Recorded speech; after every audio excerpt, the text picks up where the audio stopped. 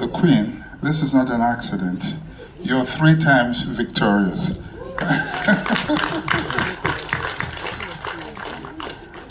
And so, I'm quite excited by what is happening here today. And it's long overdue. My favorite part in festivals, the Biennale until recently was a place I would go to every year. And honestly, I have no business watching films. I always go to the markets. Then Groupers Bar, I think it has moved. I don't know where it is right now because I haven't been there for a couple of years. Matthew Groupers Bar, I will stay there from morning till night. I'm collecting catalogs, I'm making connections, I'm talking to distributors. And if you find out that, and I'm just giving you a secret now, if you find that I'm so well connected, it is because of the market. It's the reason why you go to so many countries. I found people who go, and when they go there, they're not expecting for here, but when they go there, they begin to ask them, do you know Victor Okai? Now the secret is that. Because we've met over and over and over and over at that place, and we've formed a bond. And I can call people at the shortest notice, whatever I want, anywhere in the world, especially in this business, and I'll get it. Because we've met, they've been able to gauge me. Our energies have worked. We have gone for dinner, lunch, or been on, several things together. And the secret is simply the marketplace. So I have with me a distinguished panel today. And today we're going to unlock their secrets as well. The one that is closest to me, I will speak to last because for those who are Igbo here, Enyi is elephant. Am I correct? Enyi Naya. Oh, Enyi Naya. Okay. Now, in Papa friend, his father's okay. Not Enyi. Okay. So his own Enyi is different, eh? Okay. So if you're your father's favorite or your father's friend, it means it's a good one. The blessings he has poured on you. So let me start with Victor Sanchez. Tell us a bit about why. You not expect him, Abi? Don't worry. I go pull your leg on what today. Tell us about some of the, and I'm going to ask the same question the first round. Some of the markets you've been to and what the experience has been like. Hi. I think when it comes to markets, mainly because I'm mostly on the TV side of things, MIPCOM, MIPTV, which they've sort of separated now, is usually my favorite. Fame Week in SA is a personal favorite of mine because it still has my favorite memory. There was this guy who was walking through the trade floor with a 24-inch portable screen. Take the mic slightly away from... Hello, can you hear me now? This is... Yes. Yeah. So there was this guy who was walking around with a 24-inch portable screen and headphones. And if you asked him any question, he'd be like, let me show you something. And then he'd mount it up and throw headphones on and force you to watch his trailer. At the end of the day, he had the most business cards. I'm not saying that's a strategy you should copy, and clearly he was more socially gifted than I am. But I'm saying use what you have to sell your product, I guess. But also it was, my major experience also is the ancillary sales. Let me explain what I mean. Not just ancillary sales, ancillary services. So it's not just, in my experience, it's not just filmmakers who get to sell films. There are other services that are often sidelined.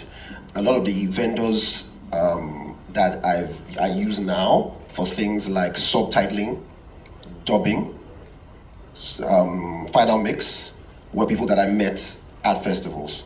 So what would happen, not festivals, film markets, because what would happen is if there's a bunch of people selling films, then what that means is there are a bunch of producers here and people who may need to dub things into foreign languages, people who need to do multi-track separation, people. So there's always that, right? I just wanted to highlight that so we don't get into the trap of thinking it's just writer, directors, and producers. So yeah. Thank you very much. I'm not pulling our legs here, but I remember in the early days when some of our Nigerian filmmakers would come to Berlin, and I know it's sort of funny, but they will carry Ghana's go bags of CDs. I've been moving around. What is it? Potsdamer Platz. Yes, I've been going up and down. Of course, obviously, they're not registered at the market and all that, looking for how to sell their films, and it's. And then another thing I would usually joke is that many of them are just cultural tourists. They go there and they're looking up and down. This place is fine. This place is fine. That's not what film markets are about. Today we're going to find out a lot more. And I thank you for what you said there, because I think it'll be a waste for you to travel all the way and remain anonymous. Whatever aim was to, make sure you stand out. Okay? If you have to be ridiculous to stand out so that you're memorable, do it. One of the biggest secrets I'll share with you here is, if you wear red, you will never be missed in any crowd. True or true? Huh? And the more ridiculous your red is, the more they will remember you. But that's tip number one. I'll be giving you several as we move along. Victor Okpala, tell us about some of the markets you've been to and what your experience has been like. Good morning, or it's afternoon. Okay, so I used to be very regular with Durban Film Festival, and then the Discop Film and TV Market in South Africa. Before COVID happened, I think they shut down and then they moved to Côte d'Ivoire. So I've not attended since after the COVID. Yes, so when you talked about people without experience attending markets and thinking that they will sell their markets in the film festival, I used to be like that when I started out. In fact, the first one I attended in South Africa, I thought that, somebody would say, copy your film or series for me in a hard drive, and then they will give me money under the table, and then I'll come back with dollars. That was the first year. And that was because I wasn't exposed to what the film and TV market is. But of course, with continuous attendance to markets, I understood what it meant. Durban, Discop, MIP TV, MIPCOM is a place to interact with other filmmakers, meet with distributors, meet with TV stations, meet with streamers, and things like that. And the biggest deal I've ever done as a filmmaker was actually done in a film market. Not like I sold anything, but they saw me and they looked through my catalog. They wanted what I have or to represent them here in Nigeria. And all we did was exchange contact. And when I came back, I started following up with emails, and then we started discussions on the. Should I say what happened now? Please do. Okay. Talk about it now. Okay. So I had attended Discop South Africa 1 year. I can't remember the exact year now, and I was approached by a young person he's a Nigerian but has lived in South Africa all his life. I didn't know who he was from the beginning, but he said he was representing iFlix Africa. I'd gone to the market, I'd paid for a table. So this is what I usually do. I pay for a table because I'm an independent producer, not like a big booth. And please, if you're an independent producer here, we also have smaller booths like that in AFCM coming up in November, so you can pay for it. Be ready with your catalog or flyers of whatever you have on the table. Get a laptop to show trailers or whatever you want to show to the buyers and or the people that will be attending. And that's what I did. I did that with Discord for 8 years. So that particular year, he came to my table and he looked through my catalog, looked through my flyers and said, "You did all this? You have all this content?" I said, "Yes." He said, "Okay, introduced himself from Southwest Nigeria, but he has lived in South Africa all his life. Said he was representing a platform called iFlix Africa, and they were looking for a way to come into Nigeria. I thought he was joking because it sounded too good to be true. But he gave me his card, I came back to Nigeria, and then I started following up.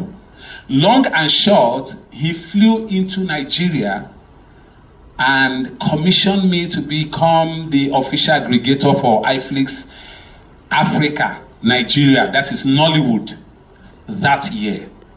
And I can tell you that I did a deal that year, that's pre-COVID, of over $250,000 for filmmakers in Nigeria. Now, let me say this. A lot of the filmmakers we have here think that attending film market is a waste of fund and a waste of time.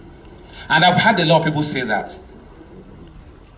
They rather buy expensive clothes, shoes, and whatever than pay maybe $1,000, $500, or $300 for registration to a film market, and you're a filmmaker. So I had known this years ago, and I decided to spend my money or put my money where my mouth is, and it has always paid off. So that has been my experience, and I tell you, I never regretted. Thank you very much. I agree completely. Not everybody here may know, because I'm not going to Vuvuzela. But in the same film market, years back, I got an opportunity thrown at my laps. I know the first time I met Chioma, I hosted Nigerians at Kodak Boat. Do you remember that year? In Paris, in Cannes. That year, Nigerian Film Corporation, usually they will have a booth, they didn't have any. But that year, people were just moving up and down. I threw the only party for African filmmakers that day, and it was, at the Kodak Boat. The Kodak Boat is prestigious. In a yacht, yes. I hosted it. And I, in a film market, got to represent Kodak in West Africa and Cameroon. I got the opportunity. As a matter of fact, I don't know if John Aduloju is here. Is he in the room? The rep for, Ari. Ari had approached me first. Chris Richter, who was in charge of Europe, Middle East, and Africa at Kodak at the time. So when he moved over to Ari, invited me again and said, look, Kodak is on his way out, man. Come over to Ari and all that. I was busy trying to be president of Nigeria. I said, forget it. I can't say I regret it. I'm glad that a very competent person is there now. But I want to say to you, he said something, I'm just trying to emphasize it, that it's not a waste of money. If you are going to pay all that transport all the way through, I don't know what the market is now, it used to be about 200 euros extra, I think for Berlin at the time. That extra will go so much more, the mileage that will come. I just told you about iFlix. Films 76, I provided all the stock for it, Ali Balogun's film, I can mention quite a few others. But like I said, I'm not getting Vuvuzela, so I don't blow trumpets. So just to re-emphasize what it's saying, it comes from markets, which is why we're here today. That's a business place. If you just go to watch films, you can sit in your house on Netflix and watch all the films you want. The market is the place. That's where your ₦1 will translate into several dollars. Okay? So, I know she has a lot of stories to tell us. Tell us about your market experiences, which markets you've attended, and yeah. Hello, everyone. So I've attended a few markets. I think I started with MIPCOM in 2015. I went with Mr. Day, and then also AFM. But for me, at the beginning of my journey in markets, it's very overwhelming, especially when you go to this huge global markets, because everybody already has meetings. You don't know what are you really selling your one film when they're talking about projects of millions of dollars, they're talking about slates. So at the start it was really overwhelming, especially kind of the global film markets that are not regionally curated for African projects. So I spent my time at parties. So there's always one event or the other, and of course you're looking for free food as well, because everything is expensive in Europe. So like where you can find whoever is hosting something in one night, but it pays off long term. Especially when you don't come prepared, like you're not coming like with meetings booked. So you have to go to these events, meet people, eat free food or free canopies. They don't feed you properly like they do at AFRIFF. Only give you one free drink. Like the AFRIFF party. So it's not, but it's a great way to start to form relationships. And also I think I attended the Durban Film Markets in 2019, and sometimes I think there's also like the mindset like you're going to sell something, but it's also it's good to be open to what you receive, because I came on as a co-producer for The Legend of the Vagabond Queen of Lagos that premiered last year at AFRIFF and at TIFF. And that was because I saw them pitch the project at a market. So it was also they were looking for a Nigerian producer. It had a South African and US production company attached. So same thing, by going to listen to people pitching projects and all of that, I was able to kind of be part of something that is now, that has now kind of come out after all this while. So that was a great experience. And I think when you attend a market, like there's a difference when you're there with a program, like if you're part of the program of the market. So if you're there, you're officially in the program, you're pitching an event, you're pitching a project, because then your time is fully curated, right? Like they've booked all the meetings for you, you're part of, so that's a different way to experience the market, because you're fully occupied, you have meetings booked, you have pitches booked. So I've also kind of been part of that experience, and that can be really overwhelming because you're meeting so many people, they're all asking you like 1,001 questions. So there's that's great for producers. So if you're applying to go to markets, if you're part of the official program of the markets or the projects, then that's also a different experience than if you're just attending. But I think like what Dennis said at the end is just like be open, like the good thing is you're there to meet people first. It's good to have your target, but also kind of be open to like what you will find and and what you would experience, and like always kind of go for the parties. Yeah. Thank you very much. I'll come back to you later. We're going to talk about, just in case I forget, you remind me, you know what I'm talking about. Not the